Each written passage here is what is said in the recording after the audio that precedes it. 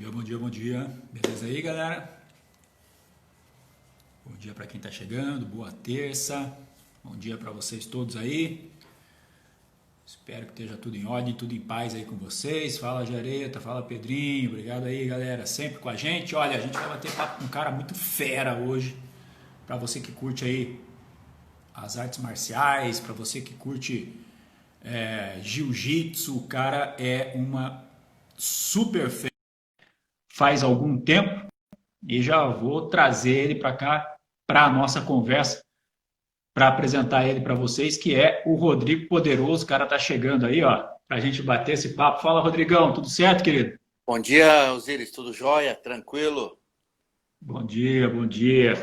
Rodrigão, a gente estava falando aqui, eu estava falando, né, cara, você é muito fera, você tem uma história muito interessante aí, de muito tempo já, uma história que vem de família, inclusive, né, quando a gente fala de esporte, de artes marciais, e essa questão muito importante que a arte marcial traz para a gente, que é a questão do respeito, né, do conhecimento mútuo, do respeito ao próximo, do respeito a si mesmo, da questão da disciplina, que a gente sempre destaca isso. E eu queria começar contigo falando isso, né? Primeiro que é um prazer estar falando com você depois de tanto tempo, faz muito tempo que a gente não se vê, não se fala. E que você falasse um pouquinho disso, né? Dessa sua tomada de gosto no esporte, tomada de gosto pela arte marcial, que num primeiro momento começou com o judô, mas depois enveredou aí para a arte do jiu-jitsu e muito mais, e tornou você essa referência que você é hoje. Não, obrigado, Osiris. Prazer também revê-lo. Realmente eu comecei, eu sou assim, vou até me prolongar um pouco assim para iniciar a história. Eu sou do interior de São Paulo. No interior de São Paulo não tinha muita coisa para se fazer, para se divertir. Comecei na natação, iniciei no judô, por eu ser também descendente de orientais. Minha mãe é descendente da parte japonesa. Já tinha alguns ciclos que já tinha feito, meu pai também já tinha praticado. E nós iniciamos no judô. Fiquei lá um bom tempo no judô, competindo. Parei uma época no judô quando entrei na universidade, que eu estava fazendo curso de Direito. E conheci algumas pessoas que praticavam jiu-jitsu. E eu queria dar continuidade, porque eu já estava engordando. E onde eu fui conhecer o jiu-jitsu, que meus amigos já estavam lá. E dei a continuidade. Gostei, que era muito próximo, né? O judô junto com o jiu-jitsu. E gostei, e de lá para cá sempre venho praticando. Mais ou menos, eu estou falando aí, comecei a praticar o jiu-jitsu em torno de 1993, aproximadamente, ok? De lá para cheguei aqui em 2000 para 2001. Eu acho que a gente chegou mais ou menos na mesma época aqui em Cascavel, né? Quando eu vim morar para Cascavel, acho que foi mais ou menos a mesma época que você veio ali entre 2001 e 2002, né? Exatamente, né? Quando eu cheguei aqui, Osiris, o jiu-jitsu não era muito bem visto, né? Até tinha aquela associação do MMA com o jiu-jitsu. Hoje é muito bem diferenciado essas modalidades. Mas há um tempo atrás era um pouco misturado. Até quando eu cheguei aqui, eu tive uma certa dificuldade de implantar essa filosofia do jiu-jitsu, que é uma qualquer outra arte marcial, que você tem que seguir, tem uma filosofia de vida. Foi muito difícil tentar implantar aqui, até porque eu não fui o primeiro professor a chegar para dar aula de jiu-jitsu aqui em Cascavel, já tinha um outro professor, mas eu vim com essa metodologia jamais de mostrar que a diferenciação, que existe o jiu-jitsu, né, que nós chamamos lá fora, conhecido como Brazilian Jiu-Jitsu, e o MMA, que hoje é muito bem claro, isso é muito bem consolidado essa diferença. E são 20 anos que eu já estou aqui em Cascavel, montei uma equipe de competição, viajamos aí o Brasil, o mundo todo, competindo, representando a cidade de Cascavel, e tendo esses títulos aí. E o mais importante também, Osiris, foi a implantação, né, da própria filosofia da arte marcial, que é o mais importante, que essas pessoas têm que seguir, lógico. No começo, como eu vim, já estava querendo conquistar um título mundial que eu não tinha conquistado em São Paulo. Quando eu cheguei aqui em Cascavel, eu pensei que ia ser difícil pelo recurso de material humano. Então, eu comecei do zero a formar atletas. Então, teve uma certa dificuldade. E por incrível que pareça, em 2004, eu consegui o título mundial. E aqui mesmo em Cascavel, treinando em Cascavel, fazendo toda a minha base aqui na cidade de Cascavel. Em 2005, repeti o feito, então foram 2 vezes que eu consegui conquistar esse título aí de campeão mundial. Maravilha, simplesmente sensacional. E o que que se destaca como crescimento nessa área que você teve desde que você chegou aqui em Cascavel, Rodrigo? Eu acredito em tudo, sabe, Osíris? Como eu cheguei aqui, que eu falei para você, lá em São Paulo, estava já bem, começando a caminhar muito bem o jiu-jitsu. Aqui já não estava, não tinha muito essa visão aqui de esporte, sabe? Então eu precisei batalhar muito, principalmente eu mostrando serviço com o poder do convencimento, mostrando um jiu-jitsu esportivo, né, que nem eu falei para você, mostrando também a filosofia da arte marcial, que você tem respeito, você tem hierarquia. Isso foi muito bacana. E eu também acabei aprendendo muita coisa também aqui, com paciência, entendeu? Saber lidar com as próprias pessoas. Isso é uma das vertentes da arte marcial. Isso foi muito bom para mim também. E como eu falei, né, Osíris, além de ser muito bom, me consolidou muito aqui na cidade de Cascavel. Quando eu cheguei aqui, lógico, tive umas certas restrições, mas as pessoas que me impuseram essas restrições, depois com o trabalho, você mostrando um trabalho bacana, entendeu? Que esse trabalho é mostrar muito, muito a longo prazo, né? Não é muito a curto prazo, não. Então, eles foram vendo que era um trabalho sério, que eu estava aqui para implantar realmente o jiu-jitsu na cidade de Cascavel, mas como qualquer outra arte marcial. Quando a gente fala qualquer outra arte marcial, é onde você tem a filosofia que você tem que seguir, ok? Existe uma hierarquia, existe um respeito dentro do tatame. Isso é muito bacana. Isso aí não tinha muito dentro do jiu-jitsu. Então, isso foi um marco muito importante para mim, principalmente quando eu comecei a trabalhar, por que pareça, eu vim aqui para trabalhar com adulto e os meus primeiros alunos foram crianças aqui em Cascavel. Né? Então, hoje eu tenho aí pessoas que começou comigo, que hoje já são formadas a faixa preta. Então, isso foi muito bacana comigo, trabalhar com pessoas que estavam ainda começando a formar a sua opinião, a sua formação de caráter. Então, isso foi muito bacana, Osiris.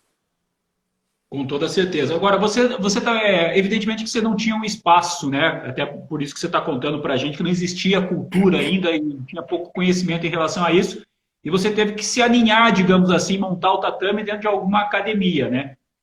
E aí, a partir disso, você começou também eu lembro um pouco de você agitando algumas coisas, como começou a surgir aí, torneio de supino, essa coisa toda que envolve todo o ambiente da academia, você acabou trazendo essa galera para você também, né, Rodrigo? Exatamente, Como eu falei para você, bom, como era de São Paulo, no interior de São Paulo, o interior de São Paulo sempre também já faltava um pouco de material humano para a gente poder treinar.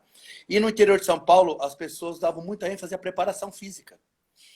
Bom, então eu trouxe isso daqui comigo, né? Principalmente como eu falei para você, quando eu cheguei aqui não tinha esse material humano do mesmo nível que eu estava formando, então eu dei muita ênfase a essa preparação física. E como eu cheguei também, como era recém-chegado na cidade, eu precisava promover também alguns eventos, não só para o meu nome, também como também para os meus alunos, entendeu? Mostrar o jiu-jitsu de competição, que seria alguns mini-eventos. Lógico, algumas pessoas também que praticavam, eu sempre também orientava, olha, se você quer participar de campeonato de alto nível, você tem que aumentar o seu nível de força, você tem que fazer uma preparação física. E nesse meio tempo de preparação física também, uniu grande parte das pessoas que faziam musculação e praticavam jiu-jitsu, eram as mesmas pessoas. E nisso daí, para fazer incentivá-los, foi quando eu comecei a fazer alguns campeonatos de supino, depois, mais para frente, eu fui participar também de alguns campeonatos de supino, que aí eu já tinha parado um pouquinho já do jiu-jitsu, que eu comecei a participar de alguns campeonatos. Dentre eles, conquistei títulos também, até o máximo também foi ser campeão mundial. E antes de ser campeão mundial, eu vinha trazendo esses campeonatos pequenos aí para incentivá-los, para a pessoa que sempre está treinando, ele tem que ter pelo menos um incentivo, um campeonato. Se ele ganhar, é excelente, mas se ele perder muitas vezes, a gente tem que também sentar com o atleta, com o aluno e mostrar e direcionar quais são os erros, porque errando que a gente se aprende, né? E assim vai. Então, trouxe vários eventos aqui, foi um dos primeiros a trazer um evento aqui na região, onde abrangia o Foz do Iguaçu, Cascavel e Toledo, um primeiro evento que eu fiz de jiu-jitsu. Depois também, não fui o primeiro para fazer o evento de levantamento de peso, já tinha. Então, foi um dos primeiros a trazer esses eventos, junto com o seu Olício, uma lenda aí Grande Olício, super campeão. isso, do esporte, que ele já era do powerlifting, inclusive foi ele até que me levou também, num desses campeonatos que eu realizei, ele veio, e ele que me levou, me incentivou a participar de campeonatos internacionais. E assim foi dando prosseguimento, alguns eventos, e foi se consolidando aqui na cidade, tanto é que um desses eventos, eu tenho a Copa Cascavel, que foi há mais de 15 anos que é realizada aqui na cidade de Cascavel, que foi um do primeiro evento aqui da região. Quando eu falo região, você pode pegar a região, não digo o norte do Paraná, mas você pode pegar o oeste e o sudoeste do Paraná. Foi o primeiro evento que o pessoal nunca tinha participado de um evento, eles sempre estavam dando aula, alguns professores. Foi muito difícil entrar em contato com eles, para você convidar, comunicá-los, porque as pessoas, para você ter credibilidade, eles precisam vir para o primeiro evento e conversar com você e eles sentir que você quer realmente engrandecer esse esporte, fazer crescer na região. E eu tive um respaldo muito bom de todos os professores aqui da região. Que bom. O Rodrigo, hoje você é um cara que é doutor em ciência do esporte, né? Você é um professor no curso de educação física aqui, nos cursos, né, aqui em Cascavel. Faz trabalhos hoje em dia com a facilidade do EAD. Você atende dezenas aí de instituições de ensino na área de pós para cima. Onde surgiu, quando surgiu essa picadinha aí de você? E é uma coisa que eu admiro demais, porque invariavelmente a gente treina, a gente quer ser atleta, a gente quer ser campeão e a gente esquece um pouco da parte de fundamentação, da parte técnica e tal. E de repente pintou esse Rodrigo poderoso aí, professor, mestre, um cara preocupado em cientificar, digamos assim, o MMA, em criar questões técnicas, né, em relação à modalidade, para dizer para a galera assim, ó, o MMA, o jiu-jitsu, não é só você ir lá, agarrar o cara e mobilizar o cara no tatame, não. É muito mais do que isso, tem muito mais do que isso. Quando começou esse Rodrigo aí, professor, esse Rodrigo especialista, técnico, né? Não só o Rodrigo do tatame? Bom, Osiris, para você ter ideia, quando eu cheguei aqui, eu era do direito, né? A minha família inteira segue essas carreiras jurídicas aí. Só contando um pouco da minha vida, meu pai era militar de carreiras, ok? Dentro lá da Polícia Militar. E ele sempre, a Polícia Militar, ele sempre incentivou a prática de esporte, entendeu? E o meu pai também teve uma educação muito rígida. Quando eu falo rígida, era um sistema militar. Aliás, era uma educação normal naquela época. É o que existia na época, eu falo sempre, né? É o que a gente tinha na época. Exatamente. Hoje é que está um pouco mais maleável. Meu pai, na verdade, eu comecei na natação, como eu falei para vocês, era um clube e tal. E naquela época, Osiris, a gente tinha 3 opções de artes marciais, era a capoeira, o karatê e o judô. São Paulo era muito forte pela questão da migração, e eu, como eu falei para vocês, eu também eu sou descendente, né, de orientais, a minha mãe é japonesa. Eu já tinha primos e parentes, então nós somos já os primos mais novos, então meus primos mais velhos já praticavam. Então isso foi induzido. Meu pai também sempre nos forçou a prática desse esporte. E foi mais ou menos aonde eu comecei assim, a gostar da competição em si, ok? Até no judô, eu sou uma pessoa um pouco frustrada, né, que eu não consegui uma titulação importante. Vinha conquistar aqui na cidade de Cascavel, quando eu estava estudando educação física, eu fui representar o centro universitário na seletiva para os Jogos Universitários. Eu fiquei em 3º colocado, que era o campeão. Você poderia ir para os Jogos Universitários, que é os Jogos Mundiais. É que dali começa já a sair alguns atletas para a própria atletas olímpicos, ok? Essa é a trajetória que eu vim. Então, eu sempre vim, meu pai sempre nos incentivou a estudar, a procurar entender. Quando eu estava praticando a modalidade esportiva, você pratica sem muita orientação. Principalmente eu, quando cheguei aqui, não tinha um professor, não tinha uma orientação. Foi quando eu comecei a procurar, a estudar, a entender a preparação física, quais são os métodos desse tipo de preparação física, e percebi que eu fiquei limitado e eu precisava buscar um conhecimento. Então, eu fui buscar primeiro um conhecimento técnico, seria esses cursos, mas eu vi que ainda faltava me aprofundar. Foi quando eu me inscrevi no curso de Educação Física para poder realmente entender e estudar a fisiologia, como se comporta o corpo, entendeu?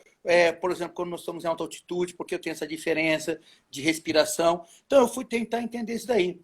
Bom, não sei se já seria de eu estar sendo professor de jiu-jitsu, dessa, como fala assim, não vou falar um dom, mas essa ideia de querer ensinar, ok? E nisso daí também, verificando, conversando com outros colegas, quando a gente vai em campeonato, a gente também acaba conversando, a gente é adversário dos colegas, mas existe o fair play, entendeu? O adversário dentro do tatame. Depois que a gente acaba, nós somos colegas, a gente conversa, a gente troca ideia. E eu comecei a verificar que as pessoas tinham dúvida ainda na sua preparação física, no seu treinamento. Foi quando eu comecei, que eu falei para você, estudar. Primeiro comecei comigo mesmo, sou uma cobaia, depois comecei com meus alunos, fiz muita pesquisa dentro do jiu-jitsu, questão de desidratação, a questão de consumo de carboidrato, a questão do rendimento, e assim foi galgando. Quando você menos esperei, eu já estava terminando a minha faculdade, estava terminando a minha especialização e querendo também ampliar mais o conhecimento, sempre a busca do conhecimento, onde surgiu a questão do mestrado e o doutorado. Tentei fazer aqui no Brasil, mas aqui no Brasil eles têm um sistema de aluno, que nós chamamos de aluno especial, que você tem que morar lá primeiro para ficar. E eu pensei o seguinte, bom, para mim morar em cidades, por exemplo, lá na Universidade Federal de Santa Catarina, aqui na própria UEL, na UEM, aqui no Norte do Paraná, que são faculdades excelentes, eu falei, para mim ficar, eu vou buscar uma universidade estrangeira. Foi quando eu fui para Portugal, onde eu fiz o meu mestrado e o meu doutorado e o meu pós-doutorado em cima de todo esse conhecimento. Para você ter uma ideia, o meu mestrado, um dos primeiros eventos de MMA, eu tentei, em vários eventos, que eu queria coletar, realmente perceber como que o corpo humano ele reagia. Mas como que eu queria investigar isso daí? A parte bioquímica mesmo. Tirando o sangue dentro de um evento. Bom, tirar sangue dentro de um evento, nenhum atleta vai querer, entendeu? E você tem também uma infraestrutura para você montar um evento desse. Bom, resumindo, eu montei aqui em Cascavel o Big Bold Nights, que na verdade eu montei um evento exclusivamente para minha tese de mestrado. Para você ter uma ideia, envolveu praticamente quase 100 pessoas, entendeu? Muitas pessoas da área médica, que durante o evento eu estava verificando a frequência cardíaca. Durante os intervalos do evento, você tem 1 minuto, o atleta tem 1 minuto para descansar, onde eu tinha enfermeiros médicos que estavam coletando sangue, estavam verificando a pressão arterial e a frequência cardíaca. Mas por que você fez esse evento? Porque nenhum organizador de evento me deixou eu participar. Então eu falei, bom, se eu conseguir montar, eu vou conseguir controlar todas as variáveis. E também, trouxe também aqui, faltava dentro de mim uma questão de desafios. Eu tinha já feito vários eventos de jiu-jitsu. Eu também tive vontade de fazer um evento de MMA, ok? Uma situação desafiadora que a gente tem. E unir o útil ao agradável, né? Então, tinha vontade de fazer esse evento.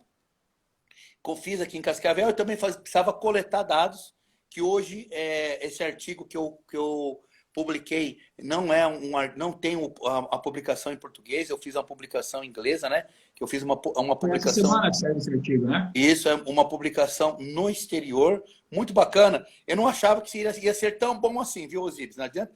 Então você achava que ia ser bom? Não achava que seria uma publicação assim, de grande impacto.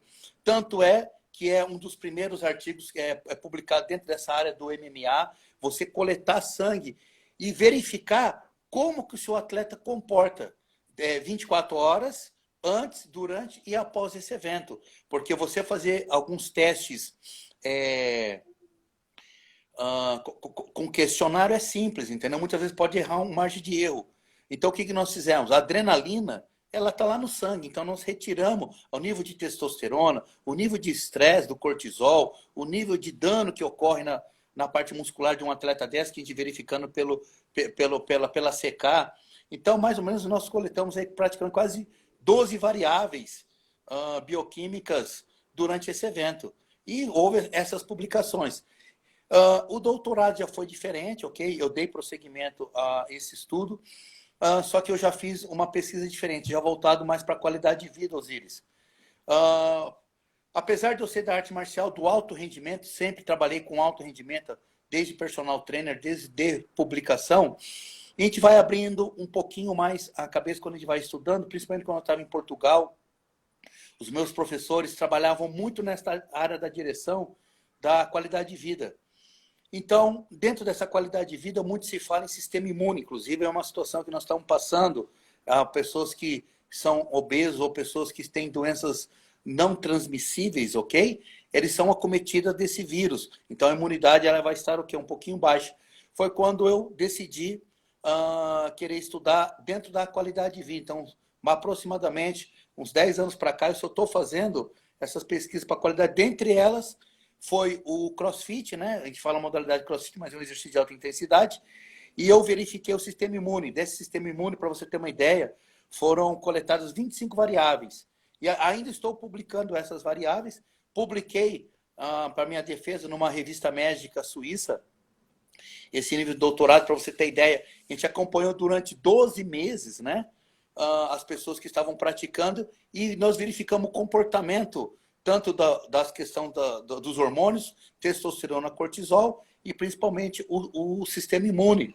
Bom, quando você está pesquisando, Osiris, quando você está ali estudando, isso é um processo natural, você tem um poder de conhecimento um pouco maior e o mais importante, a gente estuda para transmitir esse conhecimento.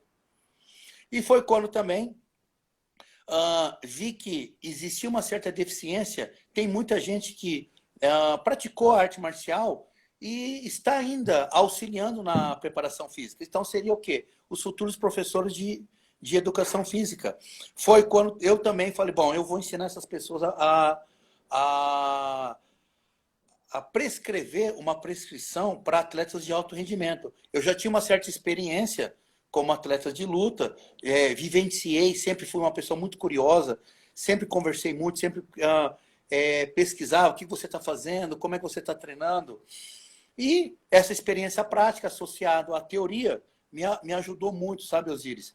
E hoje formei... Até porque é muito diferente, né, Rodrigo? O treinamento, entre aspas, de atividade física, que é aquele cara que vai 2, 3 vezes por semana na academia, até para desestressar, para ter uma movimentação física, e o treinamento de alto rendimento, né? Que são coisas completamente diferentes, né?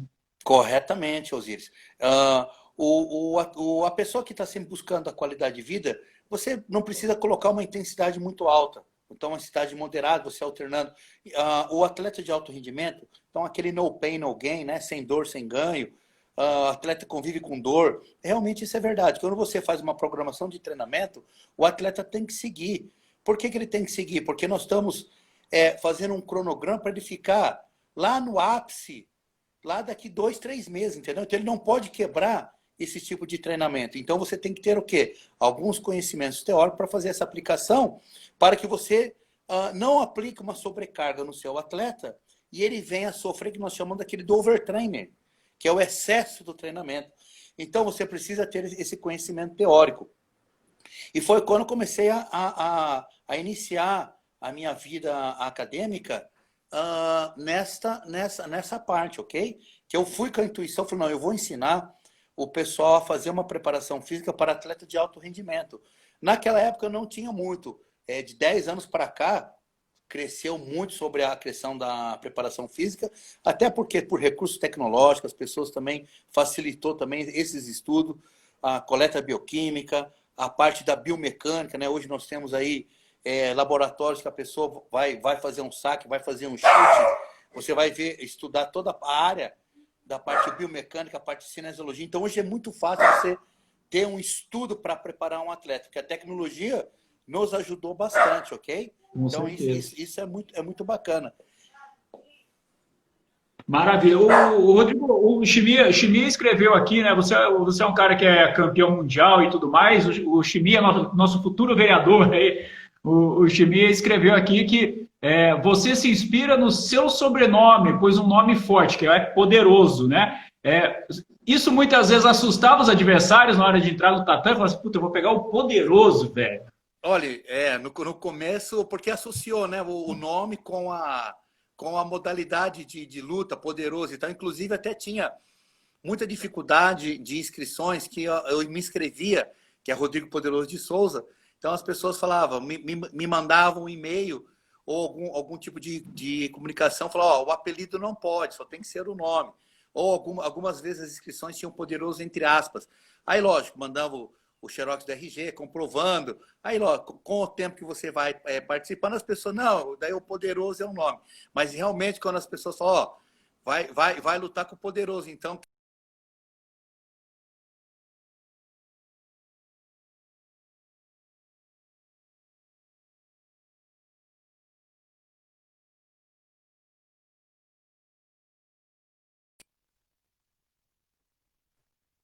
praticamente vencido já. É verdade. É bem bacana isso aí. Eu separei algumas coisinhas aqui para te perguntar, Rodrigão. Vamos seguir nessa área aí do Rodrigo professor, né? Dá para a gente dizer que hoje no Brazilian Jiu-Jitsu existe o método Rodrigo Poderoso? De treinamento ou de luta, enfim, você criou um método próprio e tem isso para passar dentro dessa sua parte técnica? Muito bem colocado, Osiris. Hoje eu já faço parte da Gracie Barra Cascavel, ok? Só para a gente ter uma ideia, Gracie Barra, lógico, só para as pessoas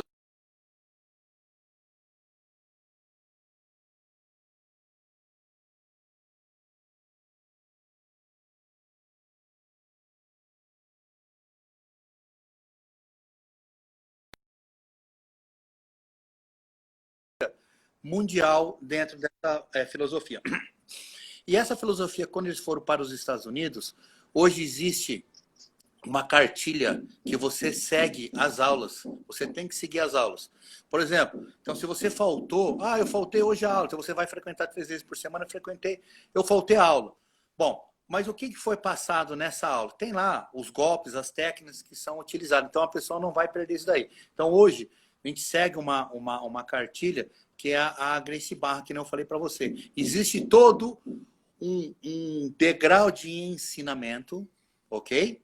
Onde você vai desde o iniciante, quando eu digo iniciante de gênero, sexo masculino, feminino, desde iniciante que nós temos de kids, que nós temos criança, nós temos adulto, e nós temos também pessoas que praticaram modalidade esportiva e querem voltar, pessoas com 40, 45 anos, entendeu? Que gostam da arte marcial. E hoje que existe essa linha da Gracie Barra, que é uma franquia mundial, que nem eu falei para você. E eu gosto de colocar também, que nem você falou, a Gracie Barra me dá esse espaço, né? De fazer isso daí, fazer uma complementação, através que nem esse conhecimento que você falou, colocar pessoas que estão buscando a qualidade de vida. Então, hoje a arte marcial, a prática da arte marcial, não é só defesa pessoal ou só competição, não. Não é só também, agora nós temos a prática para melhorar o seu sistema cardiorrespiratório, melhorar o seu percentual de gordura, melhorar a sua massa magra, melhorar a sua autoestima, melhorar a sua estabilização. Então, hoje, o método Rodrigo Poderoso dentro de lutas é a qualidade de vida, onde a pessoa vem buscar a luta como se fosse praticar qualquer outro esporte para emagrecimento, como se fosse uma academia, como se fosse fazer aula coletiva de um bump, de um RPM, como se fosse andar de bicicleta. Isso é muito bacana. E isso vem atraindo cada vez mais clientes aqui em Cascavel. Não digo só eu, mas quem está usando esse tipo de filosofia de trabalho está conseguindo conquistar vários clientes. Ok? Eu mesmo vejo alguns colegas alunos que praticaram e por algum motivo eles pararam de treinar. Mas são apaixonados pela luta, pela sua filosofia, pela sua técnica. Cada um busca com o seu objetivo. Então isso é muito bacana. Então a filosofia, o método Rodrigo Poderoso de luta é esse daí. A introdução da luta dentro de uma modalidade esportiva para a qualidade de vida. Maravilha, sensacional. Onde entrou e como você chegou a ser um instrutor das Forças Armadas norte-americanas? Como é que foi isso? Conta pra gente desenrolar dessa história aí de chegar lá e ensinar os gringos jiu-jitsu. Os caras lá. Bom, como eu falei, todo mundo começou a migrar para os Estados Unidos. Meus amigos estavam tudo lá e sempre estava recebendo convite, vem aqui, aqui é a oportunidade, você vai ver quando vai ter crescimento e tal. Mas eles eram solteiros, né? Então facilita. Eu vim aqui para cá, que a minha esposa é de Cascavel, então eu vim para cá, conheci ela em Marília, estudando Direito, e depois eu vim para cá. Então eu já tinha uma família, então é difícil. Eu também já estava recém-chegado em Cascavel, assim, estava querendo formar um nome, uma base dentro da cidade, e você começar do zero não é fácil, principalmente outra terra, outra língua. Então eu sempre refutei um pouquinho, eu falei, obrigado pelo convite, mas eu vou ficar aqui no Brasil mesmo.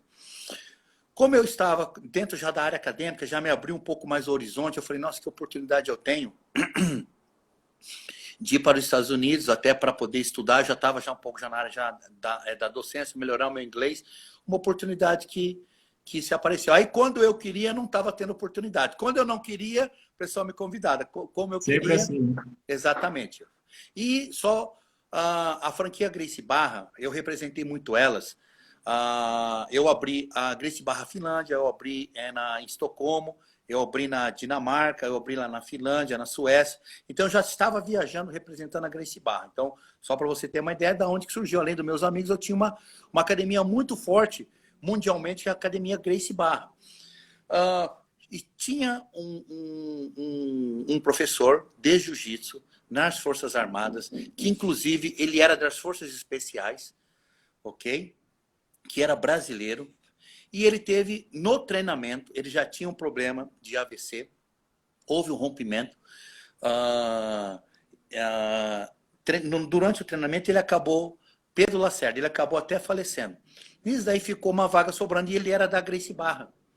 Nisso daí houve esse convite. Olha, você não quer vir aqui para treinar as Forças Armadas? Mas, Osíris, para mim, Forças Armadas, eu nunca tive assim essa... Eu sabia, tive a convivência do meu pai era da área da Polícia Militar. Nunca tive assim a grandeza do que seria trabalhar ali, ok? Para mim, seria trabalhar numa base militar, onde eu iria ensinar um jiu-jitsu e voltaria. Então, a minha programação, eu falei, acho que vou ficar 6 meses, daria 6 meses a 1 ano, estudar meu inglês, fazer alguma especialização, estudar, ver lá, verificar, porque é a potência do esporte, né? A potência econômica. Poxa vida, eu vou vivenciar ali. Foi quando eu tive essa oportunidade, através de amigos, de indicação, e a própria Gracie Barra também, que é essa pessoa que estava ensinando o quê? Bom, para você ter uma ideia, existe um programa, a Marinha, nós sabemos que a Marinha Americana, ela tem o boxe como esporte da Marinha, ok? A aeronáutica não tem um esporte definido. E o que a Army, que seria o Exército Americano, a abreviação, eles queriam introduzir isso, introduzir uma modalidade. E essa modalidade existe a competição ao Army, que é só o pessoal do Exército que compete, ok? E dentro dessa competição existe também as técnicas de jiu-jitsu. É muito mais um combate corporal, ok? E quando eu fui para lá, eles têm um programa de defesa pessoal, ok? Que é um programa que eles têm lá, o Modern Arm Program School, que são 4 níveis. Os 2 primeiros níveis é o ensinamento básico do jiu-jitsu. Bom, se tendo jiu-jitsu como base de defesa pessoal, essas guerras aí urbanas, quando eles invadiram o Iraque, ok? Então, eles já precisavam ter essas técnicas de combate. Foi quando bom, já que nós vamos trazer alguém para ensinar, nós vamos trazer um brasileiro. Então, eles queriam também uma técnica, como era o judô, quero aprender o judô com o japonês, quero aprender um karatê que veio um professor que veio do Japão. Foi quando eu fui para lá e fiquei praticamente lá quase 3 anos, entendeu, Osíris, nessas indas e vindas. Era para ser 6 meses, virou 3 anos. Ficou 3 anos. E a dimensão do Fort Bend, né? Então, eu fiquei em Fort Bend, em Columbus, lá na Geórgia. Não sabia a dimensão desse forte, não conhecia nada. Hoje eu sei que ele é chamado como a Casa do Soldado, né? Home of Shoulder. Lá existe o batalhão 75 dos Rangers, ok? Que é a elite deles lá dentro. Resumindo, para você ter uma ideia, dentro do forte, são 250 mil pessoas que moram lá dentro. São 3 high school, 2 middle school, são 3 shopping center, ok? Isso dentro do forte. Isso é dentro do forte. A dimensão, mas qual que é a dimensão dessa modalidade? Para você ter uma ideia, quando fechou o Fort Knox, então o Fort Knox eram somente os blindados, os tanques. Foi todo mundo para Fort Benning. Só para você ver a dimensão. Você não vai treinar com helicóptero ou tanque de guerras, onde a demarcação, a área é muito pequena. Quer dizer, a extensão, então eu dou esse exemplo dos blindados para você ver a extensão que tem. Se você quer ser um sniper, lá é a escola de tudo. Escola de paraquedismo, escola de sniper, escola de formação de professores, que era uma das minhas funções, nível 1 e nível 2. Inclusive, quando eu fui contratado, eles falaram, professor, você vai ter que fazer o nível 1 e nível 2, porque aqui todo professor que ministra a aula de defesa pessoal, ele tem que passar pelo nosso programa de treinamento. Eu falei assim, não, perfeitamente. Não sei se eu sou, na época eu fui o primeiro civil, né, porque é muito militar, a ter essas duas certificações, uma certificação de 40, outra certificação de 80 horas, que fazia esse curso básico. Então me formei, então agora eu vou ser professor. Então por isso que eu demorei um tempo maior, não eu achei que ia chegar lá dando aula, não. E eles falaram, olha, professor, tem que fazer o curso para conhecer. Foi lógico, você tendo uma metodologia de aprendizagem, não tem problema. Quando eu falo, eu fui ensinar, mas aprendi muito mais, ok? Fiz muitos amigos, ok? Inclusive aquele filme Black Hawk, que vocês têm lá, Falcão Negro em Perigo, que aparece na Somália, o Comando 75 é de lá. Conheci algumas pessoas que estavam lá. Realmente, vivi assim um pensamento diferente, porque eles têm um pensamento, quando eles vão para a guerra, entendeu? Muitas vezes é uma incerteza de se voltar vivo. Então é muito bacana. Então a gente vê ali também por que eles têm essa amor a essa pátria também, ok? Então existe também toda uma parte de incentivo ali, um pouco na parte de, não vou falar wash brain, né? Nem que nem uma lavagem, não é uma lavagem cerebral, mas é uma orientação que eles fazem muito bacana, a dedicação que eles Sim. têm. São muito bem dedicados, até porque formação para guerra, né? Quando eles vão para a guerra, eles vão sobrevivência. Então, a gente tinha que se empenhar muito para ensinar para eles, e eles também eram muito esforçados na questão da aprendizagem, do aprendizado. Então, para você ter uma ideia, que eu falei para você, a Fort Benning é um forte muito conhecido como formação de escola. E por ter o Regimento 75 dos Rangers lá, que também é isolado o perímetro deles lá em Columbus, entendeu? Muito bacana. Então eu ensinei tanto o pessoal da Special Force, né, que seria os Rangers, que ali o pessoal das Forças Especiais e o pessoal que trabalha nos Rangers faz isso daí, porque lá em Virgínia, que é a parte a base do Special Force, as forças especiais deles. Mas quem integra a força especial é o pessoal do Rangers, ok? Com outras equipes que eles formam, uma equipe que eles façam Special Force. Mas muito bacana, uma experiência muito bacana que eu tive lá, como eu falei para você. Na verdade, fui lá querendo, contratado para ensinar, mas aprendi muito lá, Osiris. Como sempre, né? E Sempre que a gente vai ensinar, a gente acaba aprendendo, né? sim, e aprendi muito lá, aprendi muito lá na questão também de treinamento, onde lá no Fort Benning eu trabalhava somente 4 horas, ok? Para você ter uma ideia, lá você tem que se apresentar 5 horas da manhã, ok? Então 15 para as 5 tem que estar todo mundo pronto, 5 horas está todo mundo dispensado, para você das 5 até as 8 da manhã, isso aí é obrigatório, a você fazer qualquer tipo de atividade física. Exercício, se você vai correr, você vai pedalar, se você vai fazer musculação, se você vai praticar luta. Então, das 5 da manhã até as 8, todo mundo é livre para praticar o seu esporte. Aonde eu ficava também das 5 às 8 da manhã ensinando, e depois eu ficava no lunchtime, na hora do almoço, que eu ensinava também um pouquinho mais. Das 5 às 8 era a parte parte de instrução. E vinha pessoas de toda a base do mundo todo, quando eu digo base do mundo todo, que eram as bases militares americanas, que ali também era feita a sua reciclagem. Como eu falei, lá é a escola de toda a formação, ok? Um dos maiores fortes se não for o maior, só perde para o forte de Dallas, entendeu? Lá no Texas, que é o maior forte que tem. A Fort Benning é o segundo maior forte que existe a nível de populacional, a nível de ensinamento, a nível de estrutura. Tudo que existe de melhor a nível de guerra está nesses dois fortes, Fort Benning.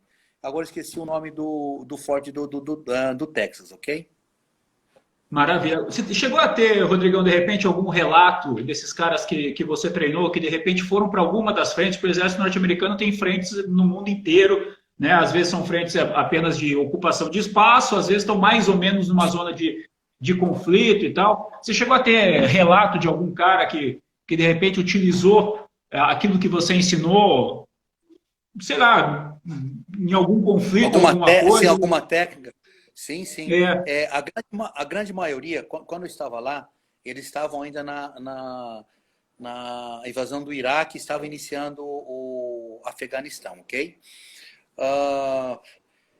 Tive relatos, sim, pessoas que, principalmente na questão da imobilização, questão de contato, entendeu? Até porque, como eu falei para você, 80% das pessoas que eu ensinava, eles iam para a guerra. Como eu falei, estava se iniciando agora, final do Iraque e início da invasão do Afeganistão, com a guerra contra a questão que hoje teve aí com essa guerra religiosa que eles têm até hoje, ok? Com Osama Bin Laden. Tem um brasileiro, por incrível que pareça, que também faz parte dos Rangers, ok? Uma pessoa que ele relatou para mim, nossa, professor, que bacana, eu consegui utilizar uma técnica. E essa técnica foi muito bem efetuado, porque ele falou que precisou imobilizar quando ele estava lá no Afeganistão, que eles estavam querendo, e conseguiu usar a técnica sem nível de agressividade, ok? Isso que é muito importante. E, só falando nisso também, Osiris, como eu estava lá no Fort Benning ensinando, tive a oportunidade também, ensinei também para o departamento da SWAT da Geórgia, ok? Visitei vários departamentos de xerife, ou seja, condados, seria regiões ou cidades, ok? Onde eu ensinava também todo esse nível de defesa pessoal. Então, foi muito gratificante em ser convidado para ensinar no melhor exército do mundo, não é isso? Olha só que bacana. E a simplicidade também que eles têm de chamar os melhores. Isso que não digo que eu sou o melhor, devia ter gente melhor do que eu, mas são oportunidades que surgiram. Sem dúvida. E como eu já sempre tive essa vida regrada também, de experiência que é semelhante a uma vida de militar, dormir cedo, acordar cedo, treinar. Então, me adaptei muito bem lá nos Estados Unidos, porque lá, como eu falei para você, na verdade, 5 horas você tem que estar lá. Então, alguns colegas meus, 3h30, 4 horas, já estavam de pé. Bom, para você acordar 3h30, 4 horas, 8 horas, mas no mais tardar 9 horas, eles já estão dormindo, ok? 5 horas da tarde, né? Não aguenta. 5 horas da tarde está todo mundo liberado, mas até chegar às 5 horas da tarde, existe um cansaço e um desgaste que você tem que dormir. Mas é muito bacana, aprendi muito lá, Osiris. Com toda certeza. Para a galera que está chegando agora aqui na live, daqui a pouquinho, então logo a gente termine o papo aqui, eu vou postar live no meu canal no YouTube, Osiris Júnior Locutor, para vocês se inscreverem lá, seguirem, quem quiser acompanhar o papo todo aí com o Rodrigo, vai estar postado lá daqui a pouquinho, assim que a gente encerrar, tá bom? Osiris Júnior Locutor, se inscreve lá no canal para vocês participarem com a gente. De que trata esse seu último artigo publicado, Rodrigão, que saiu a notícia aí essa semana, na Biomedical Journal of Scientific and Technical Research? E quem é esse jornal aí, né? De onde é esse jornal? É um trabalho que nós fizemos com hipertenso, pessoas com hipertensão, ok? Jornal americano dentro dessa área da saúde.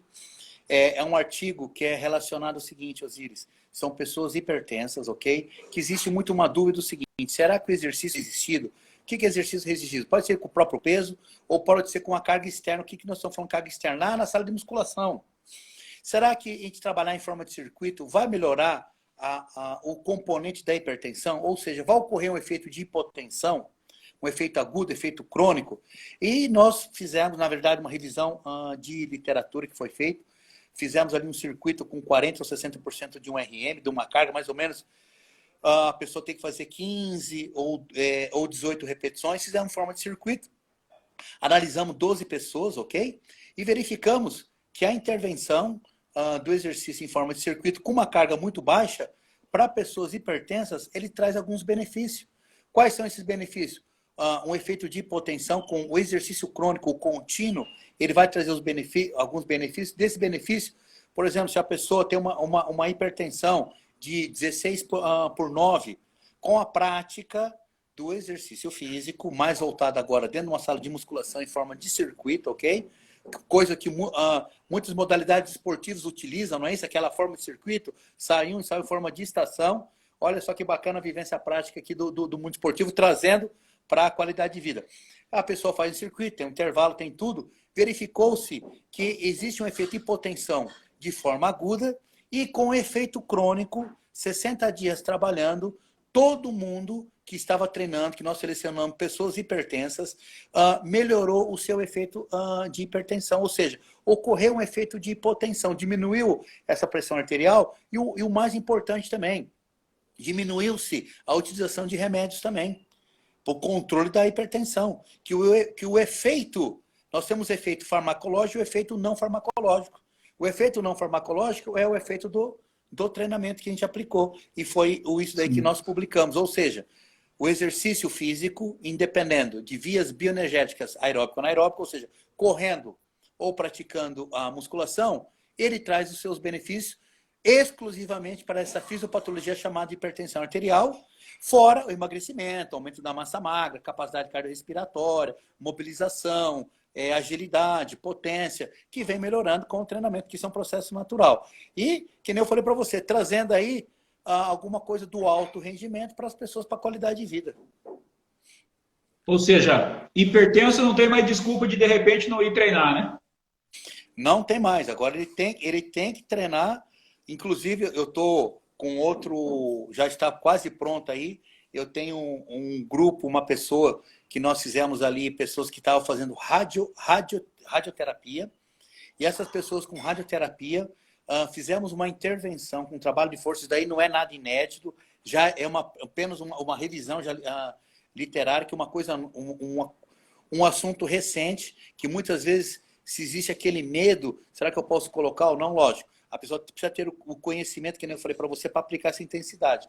Então já está aí, quase para ser também já aceito numa revista exclusivamente de oncologia, que a prática do exercício físico durante a radioterapia, ele traz alguns benefícios. Só fazer um resumo para você. Qual o benefício? Aquela perca da massa magra, que a pessoa fica aparentemente com cara de doente, ok? Então, o que acontece? A pessoa está lá, sociabilização, a gente aplicou um questionário, mesmo a pessoa fazendo a radioterapia, verificando ali que ela está frequentando, está conversando, melhora a sua autoestima, ok? Então, são vários fatores. Mas o fator principal nosso da pesquisa foi que, mesmo fazendo uma radioterapia, não existe uma perca muito grande da massa magra. Você consegue manter. Quando a pessoa entra para a radioterapia, ela vai perder 3, 4 quilos, tudo bem. Então, vamos agora fazer o seguinte, vamos tentar recuperar e manter esse peso. Então, a gente teve aí voluntários que normalmente têm perca de 10, 15 quilos com o tratamento da radioterapia, eles perderam 4, 3 quilos. Olha só que bacana, né?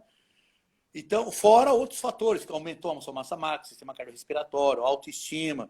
Tem outros fatores aí também que não é a objetivo da nossa pesquisa, mas nós controlamos essas variáveis, que já está para sair. Entre outras também, que eu tenho o pessoal aí, olha só que bacana, eu fiz um estudo com o pessoal do futsal, até agradeço o Duda, que abriu, até o Ney também, que abriu espaço para mim, que inclusive já está quase para sair esse artigo. Faz tempo que eu coletei esses dados. Que após jogo, ok? Jogo de alto rendimento, para verificar a sua recuperação. Nós fizemos com crioterapia, o pessoal ali, imersão no gelo, fiz com o pessoal do vôlei, entendeu? Já está para sair com o pessoal daqui de Cascavel, eu fiz essas coletas aí, ok? Verificar quanto tempo o atleta demora, lógico, determinado jogo, se for final, semifinal, o desgaste é muito maior, porque o pessoal vai até a parte final. Então, eu tenho todos esses dados que também já enviei, mas existe uma certa burocracia dessas revistas, que eles pedem equipamento, como foi feito, qual o público, pede foto, para verificar a veracidade desses dados coletados, ok? Até porque isso aí vai servir de base para estudos e, quem sabe, aplicação em treinamento de outras pessoas, outras equipes, né, Rodrigo? Os caras não podem sair publicando artigo aí à torta e direito, né? Exatamente. O bacana do artigo, eu sempre falo, incentivo isso, os meus alunos também da área acadêmica, que o artigo nada mais é do que você mostrar para outros colegas o seu trabalho, as suas diretrizes. Ah, eu quero trabalhar, qual é o tempo de intervalo, qual que é a carga que eu vou utilizar, qual que é o metro, qual que é o tipo de exercício, entendeu? Então, existem dúvidas. E nessa dúvida, nós vamos pesquisar onde? Em periódicos, em artigos científicos, que algumas pessoas colocaram em prática e fizeram o quê? Mostraram esse serviço, estão compartilhando esse trabalho conosco para facilitar dentro da área da educação física, ok? Em todos os segmentos, desde o alto rendimento, como também para a qualidade de vida. Eu sempre gosto de estar publicando para contribuir com todo mundo, toda essa experiência que a gente tem, tanto como atleta e como também como professor da área teórica. Né? Então, a gente tem que tentar associar muito essas duas partes teórica e a parte prática. Facilita bastante. Com toda certeza. Rodrigão, obrigado pelo papo, cara. Era para ser meio curtinho, já estamos aí quase chegando em 1 hora de conversa. Muito bom, muito bom. Desejar para você aí mais sucesso, né? Mais ensinamento, que você possa passar mais ensinamento para as pessoas. Voltar a lutar, volta a lutar? Como é que tá aí o Rodrigão lutador poderoso, o Mundial do MMA aí? Fala pra gente como é que tá. Olha, treinar, sempre estou treinando. Agora, surgiram essas categorias Master, por incrível que pareça, olha só que bacana, né? Dentro do Jiu-Jitsu e dentro do Judô, financeiramente e por questão de rotatividade de atletas, as modalidades Master são as modalidades que mais estão movimentando essas modalidades, ok? Existe o Campeonato Mundial Master de Judô e existe também os campeonatos Master de Jiu-Jitsu também, que é muito bem competitivo ainda, viu? Então, estou pensando, até porque agora que eu estou conseguindo dar uma reorganizada na minha vida de atleta, até então estava só direcionado na parte acadêmica, mas nunca parei de treinar. Então, agora estou me reorganizando e quem sabe, não vou dar certeza, quem sabe ainda eu volto aí a participar de alguns campeonatos. Levantamento de peso, sempre estou participando, ok? Todos os eventos, Pan-Americano, Sul-Americano. Menos campeonatos mundiais, que o nível já é um pouquinho mais diferente. Mas, quem sabe, que treinando eu tô. Agora falta um pouquinho melhorar. Que a gente sempre fala, né? A mente de campeão. O que é a mente de campeão? Para mim, a mente de campeão, que eu aprendi com a mente de campeão, é nunca desistir. Então, cada professor deve ter aprendido, captado o que é uma mente de campeão. Então, para mim, a mente de campeão, jamais desistir, independendo das circunstâncias. Falo isso porque também, quando fui para os Estados Unidos, primeiro eu fui sozinho, e muitas vezes, como é que é lá? Não, é muito bom, mas eu falo para você, gente, o Brasil é o melhor país que tem ainda, tá? Tem gente que gosta de lá, eu respeito, mas na minha opinião, por isso que eu voltei. Voltei porque o Brasil é um país, porque eu já vi as pessoas lá com um tufão, furacão, o pessoal correndo, se estocando comida, todo mundo com aquela tensão, aquele estresse. Não, aqui nós estamos num país excelente, não tem isso daí, ok? E é o recado que eu deixo para todo mundo. Se vocês puderem ter essa experiência de vivenciar essa parte do exterior, entendeu? Que seja em qualquer país, você cresce em todos os aspectos, tanto como ser humano como profissional. Isso que é muito bacana. E eu acredito, que não falei para você, Osiris, eu saí de uma família, apesar de ter sido criado um sistema muito rígido no sistema militar, ok? Eu tenho mais 2 irmãos ainda que também praticaram isso daí. Que eu sempre falo, a questão dessa calor humano de ajuda, de auxílio, entendeu? É muito bacana. Então, lá nos Estados Unidos eu tive umas certas dificuldades, onde algumas pessoas me auxiliaram, e isso eu trago também para a minha vida, sempre tentando auxiliar e ajudar alguém nessa parte humana. E ensinando aí também a treinamento. Muitas vezes eu tenho muito... que nem você falou, com essa facilitação que nós temos aí da internet, ajudo muitas pessoas sem cobrar nada, a preparação física, que eu sei como é que é a vida de atleta. Muitas vezes, aqui ainda não são muito... Ainda são... As pessoas perguntam lá para mim, como é que é o atleta lá? O atleta do Brasil, ele trabalha de manhã e de tarde e depois que ele está desgastado, ele vai treinar ainda, entendeu? Esse é o atleta brasileiro. Não estamos no nível profissional. Ah, qual a diferença lá dos Estados Unidos? Desde a mid school, a pessoa já percebe o potencial, ele já vem trabalhando com isso, ok? Essa é a grande diferença, mas nós vamos chegar lá um dia, Osiris. Com toda certeza. Rodrigão, obrigado, galera. Daqui a pouquinho, lá no YouTube, Osiris Júnior Locutor, essa entrevista aí com o Rodrigo Poderoso, para vocês curtirem do início ao final, vocês que chegaram agora pelo meio. Rodrigo, brigadão aí, mais sucesso para você, querido. Obrigado, Osiris. Quando precisar, sempre estamos à disposição aí. Muito obrigado. Lembro desde a época do jornal, quando eu mandava para você por e-mail, ligava, Osiris, olha aí, minha reportagem, se não tiver nada, coloca aí. Osiris, muito obrigado por tudo. Vejo também, acompanho seu crescimento, entendeu? Nós chegamos aqui em Cascavel praticamente juntos. E com o trabalho, eu sempre falo, trabalho sério, ok? Com caráter, personalidade, sempre seguir o caminho único, que é o caminho certo. Não existe o meio certo, ou existe certo ou errado. Através desse caminho, a gente vai alcançar o sucesso, coisa que você chegou, uma pessoa muito bem respeitada dentro do seu ramo jornalístico. Fico até honrado de ser convidado por você, estar aqui, uma pessoa, ponto de referência aqui em Cascavel, dentro do jornalismo esportivo. E deixo aqui sempre que precisar, Osiris, pode me chamar, que eu estarei sempre à disposição para participar de qualquer live, qualquer meio de informação que você precisar. Vamos fazer sim. Um abraço. Valeu, Rodrigão. Um abraço. Tchau, tchau. Tchau, tchau. Valeu, gente. Até amanhã.